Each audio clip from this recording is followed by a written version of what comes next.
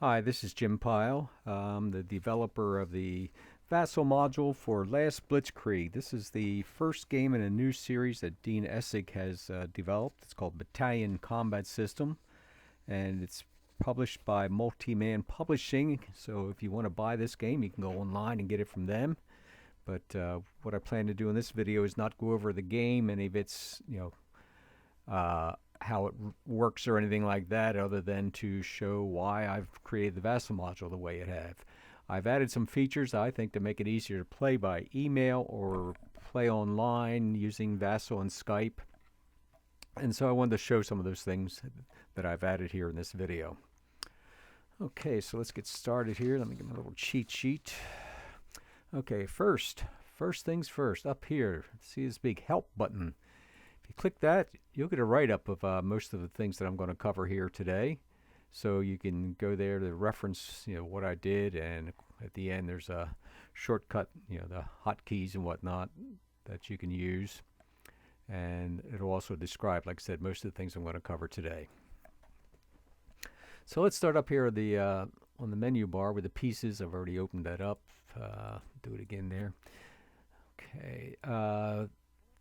The Allied tab, this is pretty much standard for VASSAL module. There's one for the Allies and one for the Germans. You can click here to get the Panzer Grenadier divisions, or if you want an Allied airborne division, you can go there and pick out pieces you want. You normally won't need this unless you accidentally delete a unit during the game.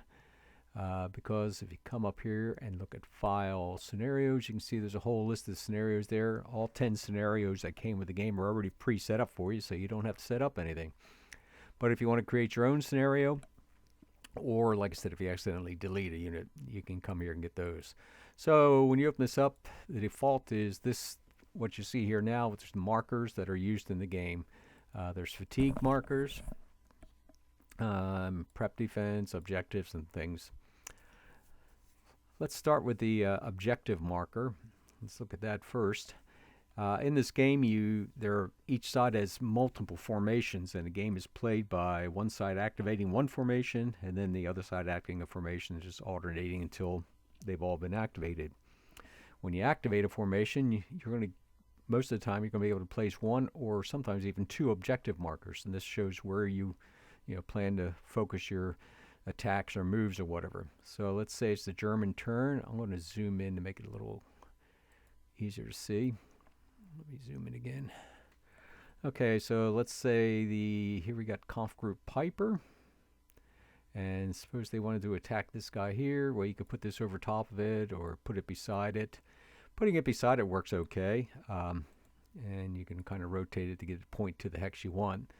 But the problem is, what happens when you get here and you want to activate this guy? Well, I don't know. To me, that's just a little clumsy and whatnot. And since it's in VASSAL, you can do some neat things. And one that I did was create what I call a circle objective marker right here. And when you pull it out and you just plop it on there, whoop, you can see what's underneath. Even without mouse overing the stack like I just did, you can see kind of see what's underneath it.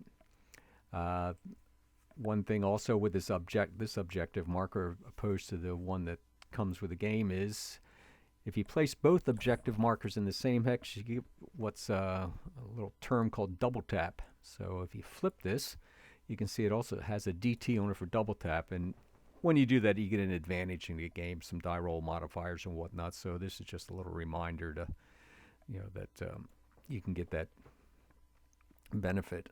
Or if you don't, you can flip it back. And of course, if you right click on it, it's got all the standard things: clone, delete, change the label. There is also an objective range. Range is 2 hexes, and for those of you who can't count 2, if you click on it, it'll highlight the area of the objective. Click it a second time and that goes away. Okay, so let's put that over there for now, and I'm going to delete it. I use shortcut keys most of the time, but of course you can just click here and click delete, or see it's Control D. So I'm going to use the Control D and it's gone. One of the other markers I used was a bridge marker, and for the same type of reason, let me center right here. Okay, see that? Let me hide the units here. Hide that. Okay, see these little markers here?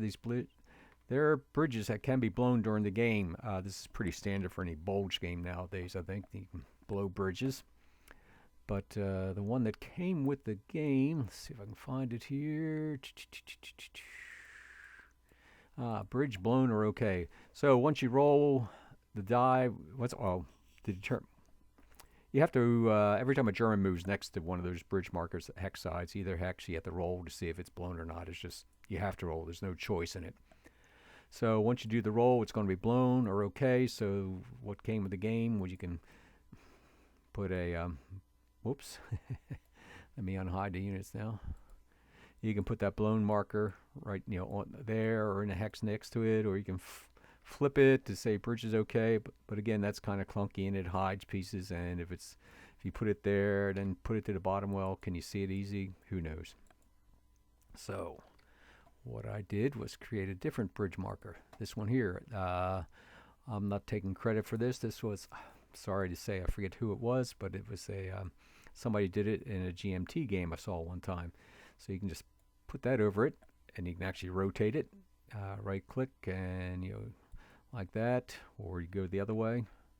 So it'll line up, this side, that hex side that the bridge is actually on. The yellow means it's okay. If the bridge is blown, you can flip it, and you can see that it takes up a lot less space and it's easier to see. Even when the units are all around, you can kind of see what's in between them. Okay, so that's the bridge status markers. They're the two main things: the circle objective. Other things I've added are K-text markers. You can use your Control A, Control Z, or click on to change the color up or down. And I've added circle markers if you like them instead. And both of them you can right click and do Control L, and you can add some a label to them. Like I said, this often helps out with a play by email. I'm going to have to fix that. Test label. Yeah, it's up there. See, I'm going to have to fix that with that circle to get it up top. Okay, one bug to fix when I get done with this here. Okay, so you can highlight multiple ones. Control D. It's gone. Okay, let's go. Let's hide that. There's pieces there. Next on there, dice. They're standard. This is where the tables are.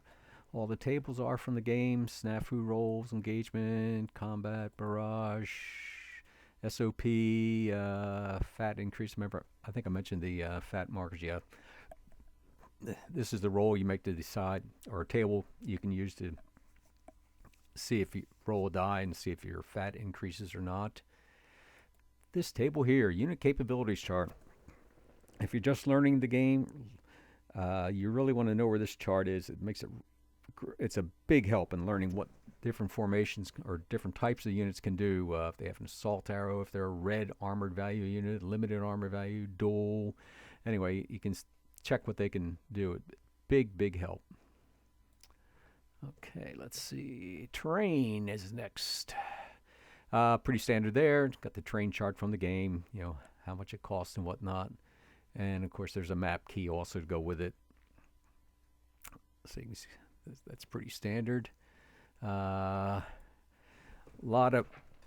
say probably most Vassal games also have the turn track, a window for that. I like this because this is a 4-map game.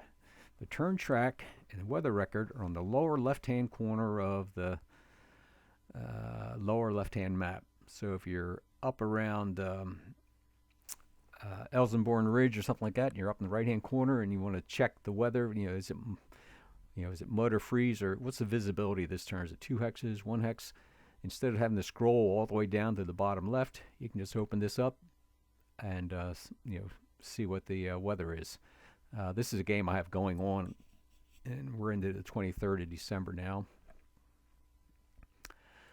Okay, notes, that's standard. This is the graveyard. See a little graveyard marker there. Ooh, lots of dead allies there, huh?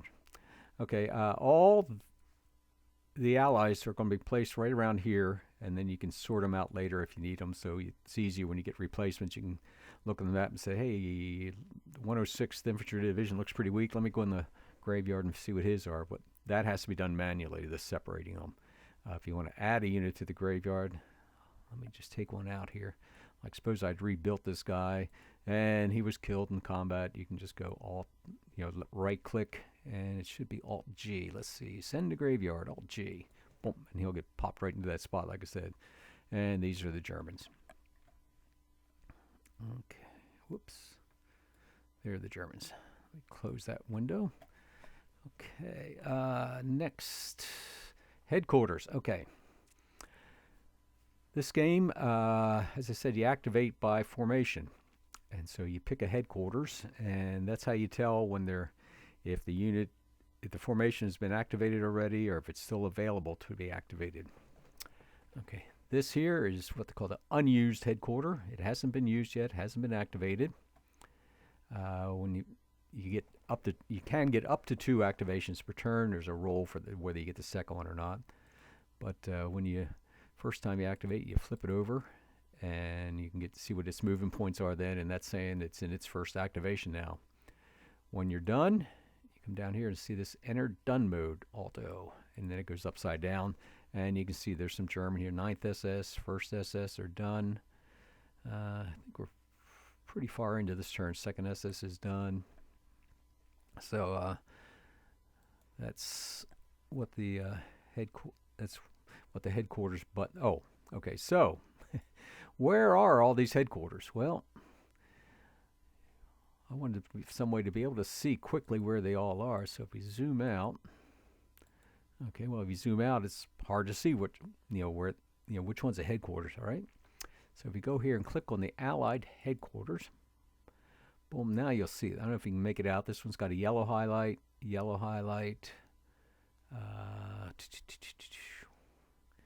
can't be all done. Okay, here's one with a green highlight. There, actually, I'll mouse over so you can see it, that there's a headquarters underneath there, the 82nd Airborne. If it's got a green outline highlighted, it's still available to use this turn. If it's yellow, it's done. So you can kind of quickly see where you've got units to activate. Here's the Americans. They've got a couple formations here, but these have been activated. Click it a second time, they go away. And the same thing for the Germans here. If I click on that, you can see I'm the Germans in this game, so I still have the southern flank. I've got several to be activated yet. But if we move up north, see a lot of these guys are done. Finished being activated. And as with the Allies, click it a second time. At the beginning, in this game, there's some already inherent to each formation, but you can also assign, like, I guess more like core level artillery to it. And they're called artillery assets. And once per turn, you can change the allocation of those. Let me see. Let's zoom in, make it easier to see. Okay, let's check. Let's see. Okay, first, let's look at the 1st Infantry Division right here. If I mouse over it, if you see that white square, I'll pull it out. That'll make it easier to see. This is an RD asset. Okay, so that's been assigned to the 1st Infantry Division for this turn. It stays with him until you unassign it. But I wanted a way to be able to say, well, where are all my assets now? Where's an easy way to tell where my assets are now? So again, if we zoom out and you click on the Allied, let's click on the Allied RD assets. Okay, let's see. Okay, there's one with some red in it. Let me click on another unit. That's got red. A little hard to see this far out, but at least you can get an idea. This has got a blue around it. Okay, now why are they different colors? And let's see, I'll do the same with the Germans. And there you can see there's a green one, a green one. Anyway, there's a blue one. Okay, so that might be a little too far zoomed out, but if you do it this way, then it's kind of a little easier to see anyway where are all these assets. Okay, so why are they different colors? Okay, let's take one here and let me zoom in so you can see these. Okay, as with the headquarters, click it a second time and that highlighting goes away. Let me clone a few of these and spread them out here.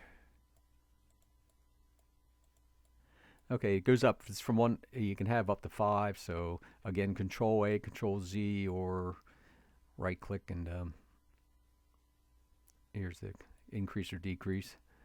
So let's see, take it down to a 1, take it down to a 2, down to a 3, down to a 4. Now, if I hit the allies, you'll see that the kind of color coded is kind of rainbow, blue, green, yellow, orange, red. So when you look at that from the distance, even if it's underneath the headquarters, you can easily see, okay, well, there's one that's highlighted in red. He's got a lot of RD assets with him. Does he need them all now? Do I want to take some from there and put somewhere else? So it was just to kind of help see where the RD was for reallocation. Let me delete those. Okay, reset all headquarters. Okay. At the end of the turn, all formations have to have been activated. You can't say, I'm not going to activate this guy. Now you can activate him and not do anything if you really want to pass, but you still have to activate somebody. So then they're all like this. They're all going to be like that, upside down and flip to the back side of the counter. So at the end of the turn, what you do, you have to flip them all up to the right side. Well, this is Vassal, so we can make this a little easier. You can see there's one, there's a headquarter, there's a headquarter, there's a headquarter, it's done. There's a headquarter, it's done. So end of the turn, I come up here, reset all headquarters, click on that, and boom, they all automatically pop up to their unused side. So they're ready to go again for the next turn. Okay, next one here is objective marker with a slash through it. That's no objectives. Okay, at the end of each activation, there's some pieces you really want to take off. So, okay, well, let's go into this first. Remember I said you can go up here and get the markers this way? Well, there's a bunch of markers that are used quite frequently, and I didn't want to have to go up there and drag them out each time. So each headquarter, if you come down here, you can see there's one called place markers. You can place a circle objective marker, the regular objective, prep, defense, coordination, already left, stopped, temp support dropped, whatnot. So let's say I had an objective marker, and that's the 1st Infantry Division. We'll say he went over here and wanted to attack this guy. In this game, as those of you who own it, you can have support attached to unit, armored supports. So let's say he needs an armored unit. He doesn't have an armored unit. Let's see. Oh, there's one. Okay. 1st Infantry Division. Let's say he brings up his armored and he engages this support here, and one of the results is a temporary support dropped. It's that means that at the end of the activation, if this German had his support knocked out, he can get it back. So I go up here and let's say we got that result. We can go temp support dropped and put it over there just as a marker in there that, hey, he's lost his support for a little bit. One of the other combat results that you can get is a traffic marker placed, and it says stopped, but stopped and traffic are the same. And that means, hey, you can advance into there, but nobody else can move through there that turn. They'll have to stop in that hex. So, like I said, at the end of each activation, you want to delete all these. Now, I'm going to spread these out just so you can see that it actually does happen. Okay. So, if we're going to look at these 3 here, it's the end of the activation. I want to delete those, so I just come up and click on this button, and boom, all those go away. So then it's cleared and ready for the next activation, or if he doesn't get a second or he's done his second, then it's gone for that turn. So that was just a quick way to get rid of those markers. Okay, U.S. reinforcements, that's a pretty standard thing. It's got all the reinforcements on it. Oh, looks like the Allies still have their RD marked. Okay, if you saw that yellow highlight, I hadn't cleared the RD asset markers, highlighting there. So like I said, this is pretty standard. It's just the game. You can go through and get your reinforcements, and of course the Germans have one. U.S. formation activation markers. This came with the game. You don't have to use it. I don't use it. What you can do is keep track of what formations have been activated so far. If you want to keep track of them, I'll show you a way I've come up with. I think is a little bit better. But if you want to do it, I've put it in the VASSAL module. Let's see, the 109th got activated. 109th of the 28th got activated. You can take and flip it, and then you can look and say, okay, I got all these guys left, and I've activated him, and show who's been activated. And the Germans have the same thing. U.S. headquarter tracks. I'm sorry, I don't have his name. Somebody on ConSim World said he didn't like having all these markers around. Headquarters can have he's got his fat marker. He can have a prepared defense. He can have support. And somebody didn't like that, and he made up his own markers. And I contacted him, and he said he didn't mind at all if I'd add them to my module. So I did. So let's go. This is what charts he created. And if I zoom in, I don't know if you can see, I got 30th Infantry Division here. Let me find that. Okay, it's right there. So again, I don't use this. This bit of clutter doesn't bother me, but if it does you can take and say, okay, 30th Infantry, there's where his fatigue goes. He's got some already assets, so you can put it over here instead, and he's got a prepared defense, and that's his support, and actually he has a couple support units there, so you can get them off the map, have a little less clutter there if you like, and show them that way. Okay, so, and the, there's a German formation activation markers. There's a German headquarter track. The same thing, and again, you can zoom in or zoom out, whatever you need, whatever's good for you to be able to see it. Okay, now, how do you get, one problem with VASSAL is how do you see the overall picture of what's going on? Okay, let me go and change this to a view, and I'm going to say, well, what if I changed and said, hey, let me see as much of the map as I can? Well, that's not really that easy to see, is it? Let's scroll down here a bit. A little tough to see where everybody is. Okay, I've added these buttons here. U.S. If I click on them, all the U.S. units get highlighted in blue. If I click on this one, all the Germans get highlighted in red.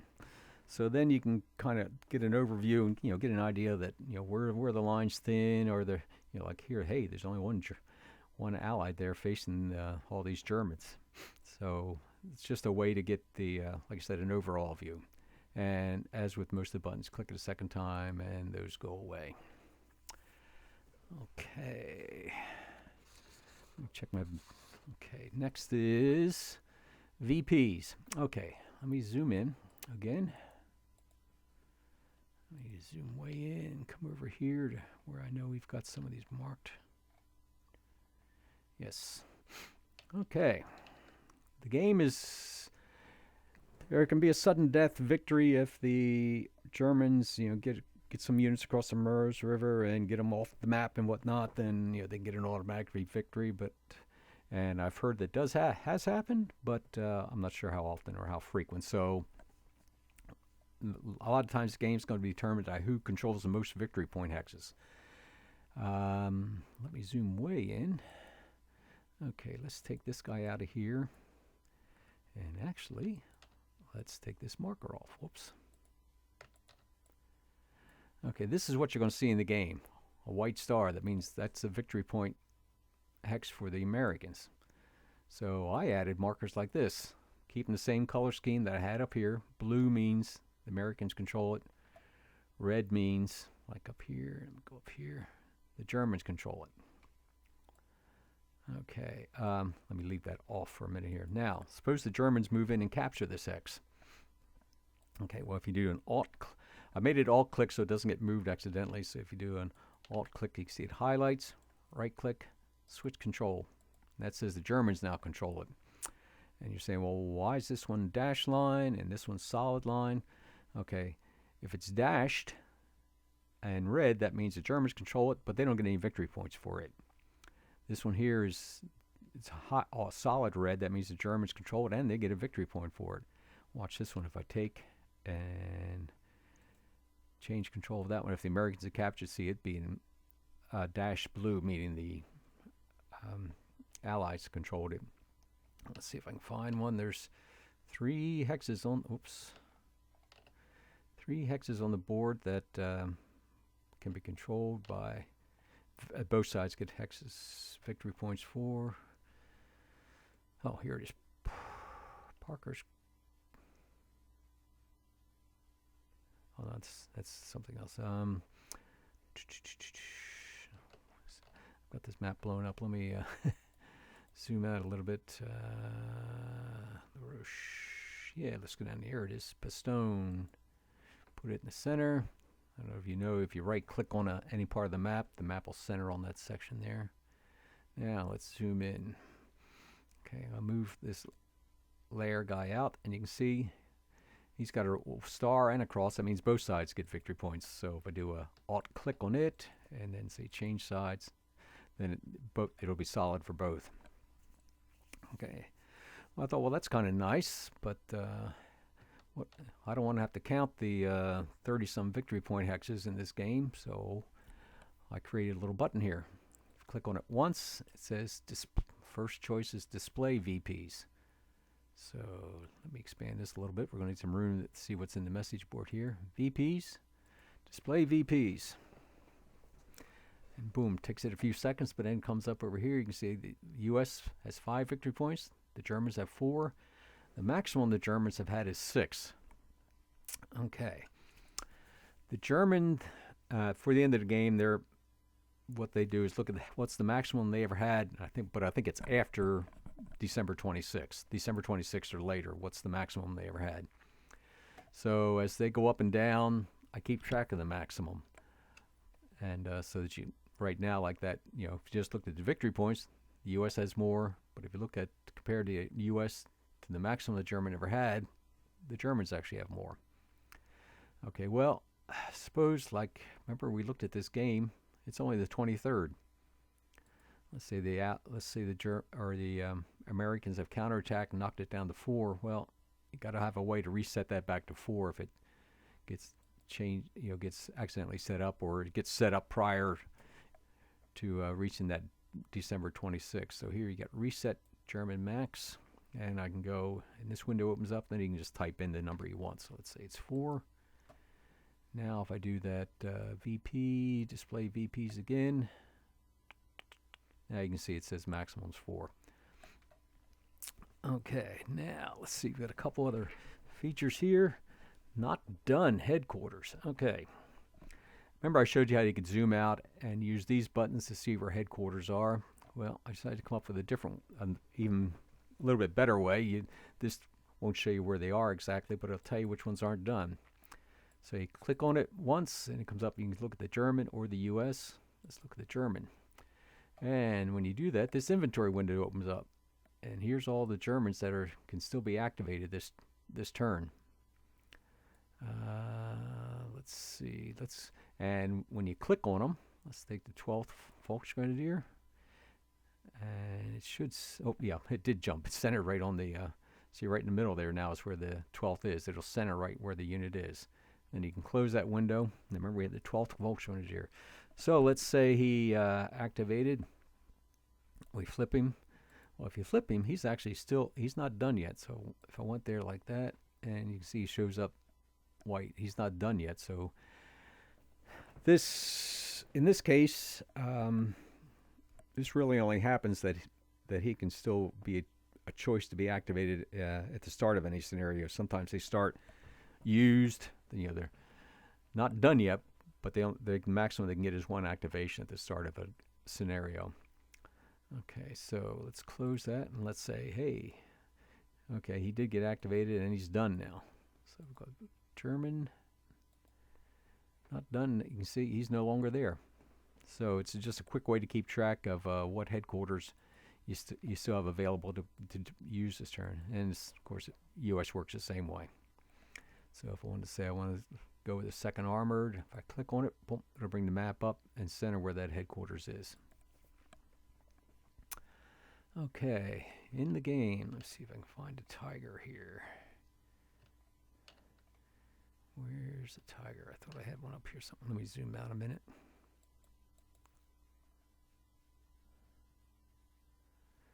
Did I kill him already? Okay.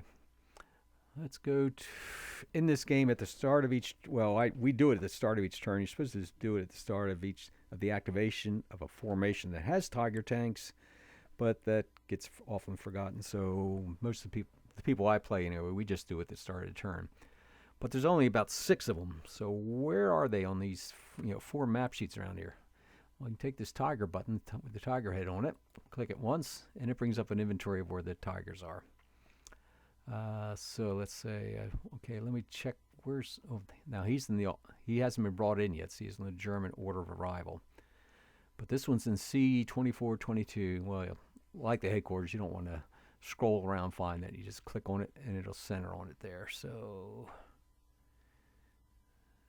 yep, there he is, underneath that red support. This one's in support right now. But at least you can see where he is. Let me zoom in, see it says tiger on it. And then you can roll the die and see if he loses a step or not. So that's just a quick way of finding where those tigers are. Bridge not open. This was one that big help from Matthias Hartl. I hope I pronounced his name right. And I need to go back. Let me close this game. Save the game. Nope. And open up a campaign start. Okay, and scroll around here, get over to the Our River. And I think most of them are down the bottom here. Okay, see these markers here? That bridge open on 17 December. Okay, some of the bridges have been blown. And rather than include German engineers to go in and get next to them and roll a die to see if they can repair them, Dean just has them automatically being repaired on certain turns. Like this one here, you can see it's 22nd December, 19th December, 17th of December. Well, they're pretty easy to see right now, but what happens when the game gets moving along a little bit and that one's there and this American has moved up here? It's kind of hard to see the date. Okay, well, if you click on this button up here, it'll pop all those bridge markers to the top so you can easily see the date and then go to them and just right click on them and delete them and boom, they're gone, and leave the ones that aren't there. Click the button the second time and they'll go back underneath the other units. So let's see, I got a couple more features here. Well, one's not a feature, one's actually a pain, but I'll tell you why I did it that way. Okay, the units in this game have steps. Let me zoom way in. Dean is making these bigger in later games. See this 6 here? That means it has 6 steps left. Well, if we go up here to the pieces, and if we come up here, support dropped. Step loss. This is what comes with a hard copy of the game to record steps loss. You put that underneath it, and so I don't know if it's lost or left, but again, you control A, control Z. I think if I was playing, I'd do steps left, so I can see it a 4. It'll automatically flip over to when you increase it again, flip the backside, and you have that underneath it, and that gets to be a pain. Then you have to look at, you have to mouse over to see what's underneath it to see if you what you want to do with that guy. Okay, rather than do that, and you've seen this in several games too before, this step marker, you can click on the unit and say increase steps or decrease steps, and it's Alt-I or Alt-D. So if you click on it, decrease once, it drops down to a 5. If I use the shortcut key and do it again, it's full. You have to have the unit selected, of course. Then it's 4, 3, 2. Now when you get to 1, to me that's important to know that which ones that, hey, one more step and they're dead. So I made it a little bigger and in red just so kind of catch your eye that, hey, these guys are pretty weak and they're going to be dead soon. And then you can use an Alt-I or the increase as you add replacements to them to build them back up a little bit. So that just makes it a little easier. It takes away some of the fog of war, but I think the playtesters all used these. They didn't think it was worth that much to know which are the weak ones. or have them hidden. Okay, and just one more thing. The reason I did something for moved markers in this game. Okay, let's take, and I move this guy. A lot of games, most VASSAL modules, I think will have something, a label right on the right-hand side that says moved. That lets you know which ones have moved. I went with this little yellow box somewhere around the around the movement factor to show which ones are moved. For this reason, let me come up here. I could find it on the map someplace, but it's easier. Just go this way. Let's go here, Germans. Get an independent, and bring him over here. Boom. Let's say when this guy came in, what you can do is that if they're unassigned, see they don't have a formation number like these are the 5th Fallschirmjäger, this is the 109, 28, 110, 28. You can assign them the units. In the hard copy of the game, you need to write that down on a piece of paper, record it or whatever. But in this, what I did was you can right-click on it and change assignment. And you get this menu here, and I can say, well, I want to sign into the 5th Fallschirmjäger, so I scroll down here, 5th Fallschirmjäger, and boom, goes right up on top there. And it'll stay with him then. Let's see, so and it just makes it easy to tell who's been assigned to. So let me, and then you can change it again and go to unassigned. You can't, actually I think they have to go unassigned for a turn if you want to change them. So now it says unassigned. Let me point out one other thing I did that helps a lot. Let me get away from the Fallschirmjägers. Of course, they're blue. They're easy to see, right?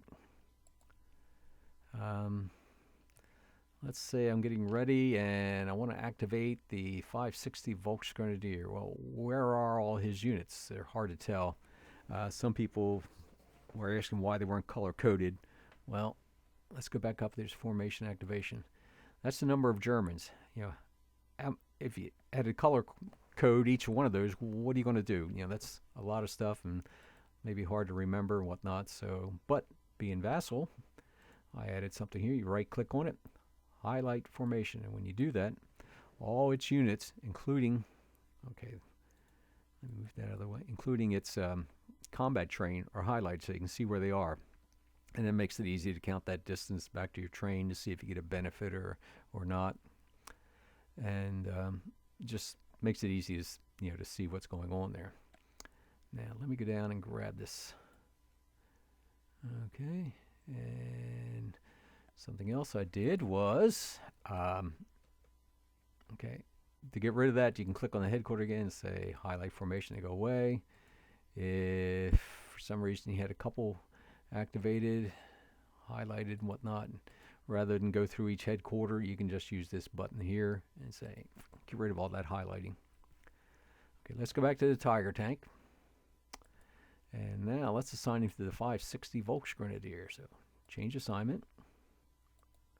560 Volksgrenadier. Boom. Okay, I think you saw that he was not highlighted when I first moved him up here, even though all the other units were. Well, now, if I go and say highlight formation, it knows that he's been assigned to the 560, so he will be highlighted also. Okay. Now, I think I was leading up to why this marker here. Well, I've also got text label. If you need a label unit for some reason, let's go change label and test label.